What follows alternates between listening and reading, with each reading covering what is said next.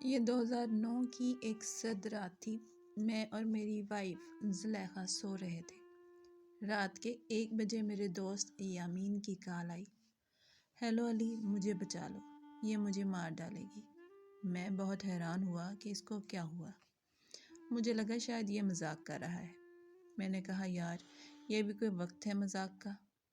نہیں علی، اللہ کا واسطہ مجھے بچا لے۔ اس بار اس کی آواز میں عجیب سا خوف تھا۔ میں آتا ہوں۔ میں ابھی یہ کہہ ہی رہا تھا کہ کال کٹ گئی۔ میں خود ڈر گیا تھا۔ میں فٹ اٹھا، زلیخا کو اٹھایا اور اپنی گن ساتھ لی۔ کیا ہوا علی، اتنے پریشان کیوں تھے؟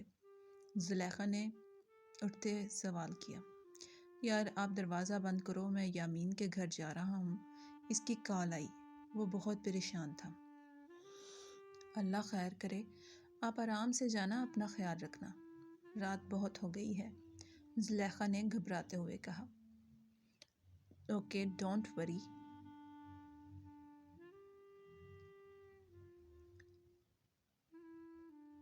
میں زلیخا کو دلاسا دے کر جلدی سے گاڑی سٹارٹ کر چکا اور یامین کے گھر نکل پڑا۔ یامین میرا بچپن کا دوست تھا۔ 2 ہفتے پہلے اس کی شادی وانیہ سے ہوئی تھی اور بہت خوش تھا۔ وہ آج اچانک ایسا کیا ہو گیا اور اسے کون مارنا چاہتا تھا؟ میں بھی یہ سوچ ہی رہا تھا کہ اتنے میں یامین کا گھر آ گیا۔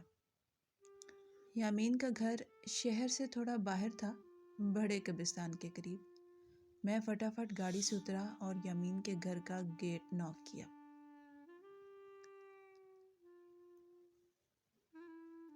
یامین، یامین، میں زور سے پکارا لیکن کوئی جواب نہ آیا۔ گھر میں مکمل طور پہ خاموشی تھی۔ میں بھاگ کر گھر کے پیچھے کی طرف گیا۔ وہاں کھڑکی کھلی ہوئی تھی، وہاں خون کے تازہ نشان تھے۔ میں کھڑکی سے اندر داخل ہوا۔ لائٹ آف تھی۔ میں نے موبائل کی لائٹ آن کی اور یامین کے کمرے کی طرف جانے لگا۔ یامین کے کمرے میں جاتے ہی میری چیخ نکل گئی۔ میرے اعصان خطا ہو گئے۔ بیڈ کے پاس زمین پہ یامین خون میں لت پت پڑا تھا۔ میں نے چیک کیا تو وہ مر چکا تھا اور بھابھی کا نام و نشان بھی نہ تھا۔ کمرے سے کھڑکی تک خون کے دھبوں کے نشان تھے جو ننگے پاؤں چلنے کے تھے۔ میں نے فوراً اپنے دوست مسعود کو کال کی جو پولیس میں تھا اور اسے صورتحال سے آگاہ کیا۔ اس نے مجھے حوصلہ دیا اور جتنی جلدی ہو سکا میرے پاس آنے کا یقین دلایا۔ میں نے سوچا کہ پیروں کے نشانات کا پیچھا کیا جائے۔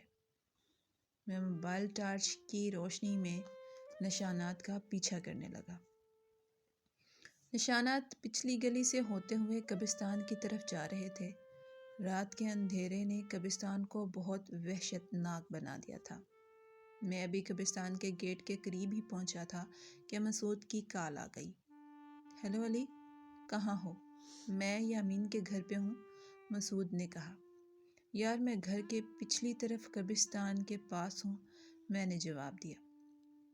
اوکے میں آیا، مسعود نے کہا اور کال کاٹ دی۔ چند لمحوں بعد مسعود میرے پاس آ گیا۔ علی یار بہت افسوس ہوا، مگر تم یہاں کیا کر رہے ہو؟ مسعود نے آتے ہی سوال کیا۔ میں ان نشانات کے پیچھے آیا ہوں۔ تھینکس یار، فوراً میرے پاس آنے کے لیے، میں نے مسعود کو کہا۔ It's my player. یامین کا کوئی دشمن تھا؟ اور بھابھی کہاں ہے؟ کچھ پتہ چلا ان کو؟ مسعود نے پوچھا۔ نہیں یار، وہ ایک شریف انسان تھا اور بھابھی کا کچھ پتہ نہیں چلا۔ میں نے کہا چلو نشانات کا پیچھا کیا جائے۔ میں نے ایمبولینس کو کال کی ہے، وہ آتی ہی ہوگی، مسعود نے کہا۔ اور ہم نشانات کے پیچھے ایک قبرستان میں داخل ہو گئے۔ نشانات ایک درخت کے پاس آ کر ختم ہو گئے۔ یار نشانات تو یہاں آ کر ختم ہو گئے، مسعود نے کہا۔ چلو درخت کے پیچھے دیکھتے ہیں، میں نے کہا۔ ہم درخت کے پیچھے گئے۔ درخت کے پیچھے ایک قبر کے پاس کا منظر دیکھ کر ہم خوف زدہ ہو گئے۔ ہم نے جو سوچا بھی نہ تھا وہ ہو گیا۔ وہ یامین کی وائف وانیہ تھی جو قبر کے پاس بے ہوش پڑی تھی۔ اس کے پیر خون سے بھرے ہوئے تھے۔ او مائی گاڈ، اس کا مطلب یامین کا خون بھابھی نے کیا ہے؟ میں نے حیران ہو کر پوچھا۔ دیکھ کر تو کچھ ایسا ہی لگتا ہے۔ مسعود نے بھی میری ہاں میں ہاں ملائی۔ چلو اس کو ہسپتال لے کر چلتے ہیں، میں نے کہا۔ مسعود نے فوراً ایمبولینس منگوائی اور میں گھر آ گیا۔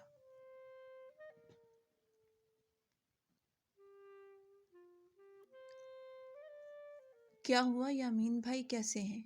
میرے گھر پہنچتے ہی زلیخا نے بے چینی سے پوچھا۔ وہ یامین اب اس دنیا میں نہیں رہا، میں نے افسردہ لہجے میں کہا۔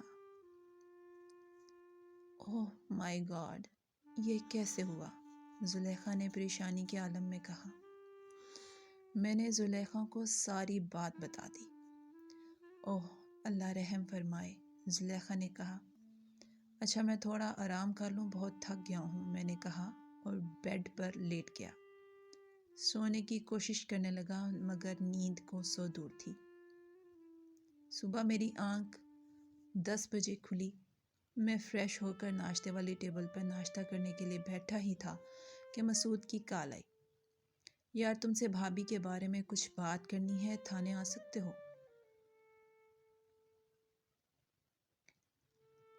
بھابھی کو ہوش آیا؟ میں نے جھٹ سے سوال کیا۔ نہیں یار، ابھی بھابھی کو ہوش تو نہیں آیا، لیکن کچھ ضروری بات کرنی ہے، مسعود نے کہا۔ اوکے میں ناشتہ کر کے آتا ہوں، یہ کہہ کر میں نے کال کاٹ دی اور جلدی سے ناشتہ کرنے لگا۔ کچھ ہی دیر کے بعد میں مسعود کے تھانے پہنچ چکا تھا۔ السلام علیکم، کیا حال ہے یار؟ میں نے تھانے کے اندر جاتے ہوئے مسعود کو کہا۔ وعلیکم السلام، آؤ یار تم سے کچھ ضروری معلومات لینی ہے۔ بھابھی کے بارے میں؟ کیوں، کیا ہوا بھابھی کو؟ میں نے متجسس بھری نظروں میں مسعود کو دیکھتے ہوئے سوال کیا۔ بھابھی کے بیک گراؤنڈ کے بارے میں جاننا ہے، کہاں سے ہیں، کیا کرتی ہیں اور کس فیملی سے تعلق رکھتی ہیں؟ مسعود نے سوال کیا۔ مجھے تو صرف اتنا پتا ہے کہ بھابھی کے آگے پیچھے کوئی بھی نہیں ہے اور ان کی فیملی میں صرف ان کا چچا ہے۔ ان کے ماں باپ کسی کار ایکسیڈنٹ میں گزر گئے تھے، میں نے بتایا۔ یار سارا معاملہ دیکھ کر شک بھابھی پر ہی جاتا ہے اور میں اس معاملے کی بہت اچھے سے چھان بین بھی کر رہا ہوں۔ اگر کہیں سے بھی کوئی سراغ ملا تو میں تمہیں ضرور بتاؤں گا، مسعود نے جواب میں کہا۔ میں نے مسعود کو خدا حافظ کہا اور اپنے آفس کے لیے نکل پڑا۔ مجھ میں غم اور پریشانی کے ملے جلے تاثرات تھے اور مجھے بار بار یامین کا اور بھابھی کا ہی خیال آ رہا تھا کہ یہ سب کیوں اور کیسے ہوا۔ رات کے 11 بج رہے تھے۔ کھانے کے بعد زلیخا سے یامین اور بھابھی کے بارے میں بات کر رہا تھا کہ اچانک مسعود کی کال آئی۔ ہیلو علی، کہاں پر ہو، جلدی آؤ۔ کیوں، کیا ہوا؟ میں نے پریشانی کے عالم میں مسعود سے پوچھا۔ تم آؤ تو صحیح، میں تمہیں بتاتا ہوں یامین اور بھابھی کے کیس کے بارے میں بہت اہم پیش رفت ہوئی ہے۔ اوکے میں آتا ہوں تمہارے پاس، یہ کہہ کر میں فوراً اپنے بیڈ سے اٹھا۔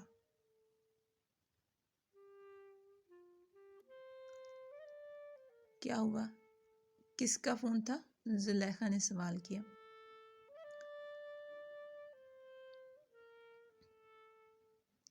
انسپکٹر مسعود کا فون تھا، بھابھی اور یامین کے بارے میں بہت اہم پیش رفت ہوئی ہے، اس لیے مجھے اس نے کال کی تھی۔ اچھا ٹھیک ہے، اللہ خیر کرے، اپنا خیال رکھیے گا، زلیخا نے کہا۔ تم فکر مت کرو، دروازہ لاک کر لو۔ یہ کہہ کر میں فوراً گاڑی میں سوار ہوا اور مسعود کے گھر چل پڑا۔ جب میں مسعود کے گھر پہنچا تو مسعود پہلے سے ہی دروازے کے پاس میرا انتظار کر رہا تھا۔ میں نے گاڑی پارک کی اور مسعود سے لیگ کے بعد ہم اس کی بیٹھک میں چلے گئے۔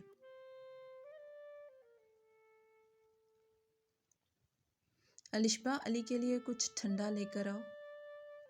ہمارے بیٹھ جانے کے بعد مسعود نے اپنی وائف سے کہا۔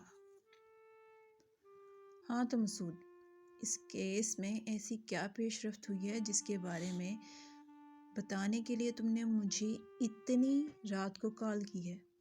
میں نے بے چینی سے پوچھا۔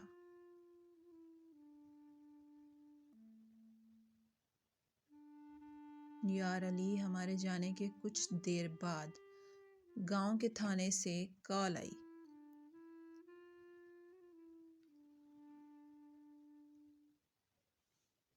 میرے کزن نے کچھ معلوم کرنا تھا۔ وہاں کے تھانے دار میرا کزن ہے۔ بات چیت کے دوران جب میں نے اسے یامین کے کیس کے بارے میں بتایا تو وہ چونک گیا اور کہنے لگا، بالکل ایک ایسا ہی کیس 3 مہینے پہلے اس کے گاؤں میں پیش آیا۔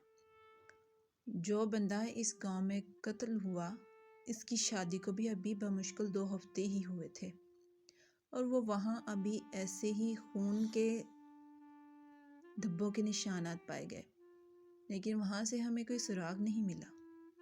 میں سن کر فوراً اس کے پاس گیا اور اپنے کزن کے ساتھ مل کر آج سارا دن انویسٹیگیشن میں ہمیں یہ پتہ چلا کہ پچھلے 3 سال میں ایسے 10 واقعات ہو چکے ہیں جس میں شادی کے 2 ہفتے کے بعد خاوند کی لاش ملتی ہے اور وہاں پر ایسے ہی خون کے دھبوں کے نشانات پائے جاتے ہیں۔